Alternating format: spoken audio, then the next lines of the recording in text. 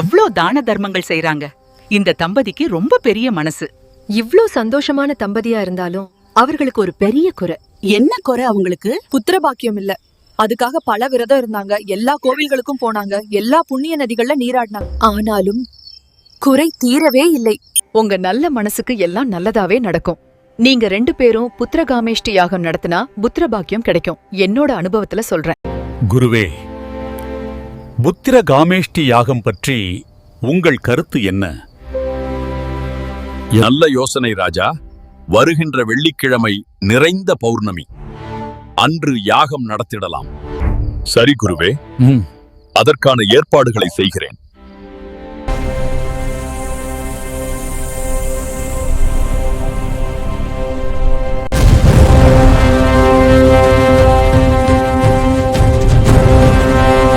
ஓம் தேவேந்திரயா வித்மஹே புத்திரகமிஷ்டி நமகா. அக்னி தேவா அகிலலோகநாயகி ஆதிபராசக்தி நமோ நமஹ. அக்னி தேவா, பூலோகத்தில் குசுமஸ்ரேஷ்டி புத்திரகாமேஷ்டி யாகம் நடத்துகிறார். நீ சென்று ஆசி வழங்கி இந்த பிரசாதத்தை அளித்து வா.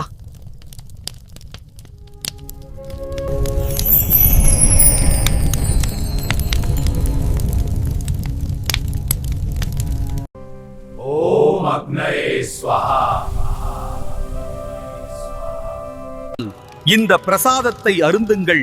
இறைவன் அருளால் விரைவில் புத்திர பாக்கியம் கிட்டும். எமது பூரண ஆசிகள்.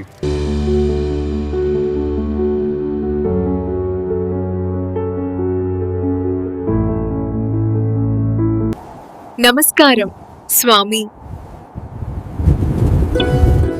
தேவி, நீ பூலோகம் சென்று குசுமாம்பிகை கற்பத்தில் தரித்து ஸ்ரீ வாசவி கன்னிகா பரமேஸ்வரியாக அவதரித்து துஷ்டர்களை சம்ஹாரம் செய்து பூலோகத்தை நல்வழிப்படுத்துவாயாக.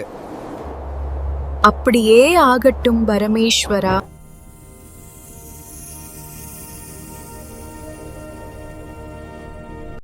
குருவே, மகிழ்ச்சியான செய்தி. இறைவன் அருளாலும் உங்கள் ஆசியாலும் குசுமாம்பிகை தாயாக போகிறான்.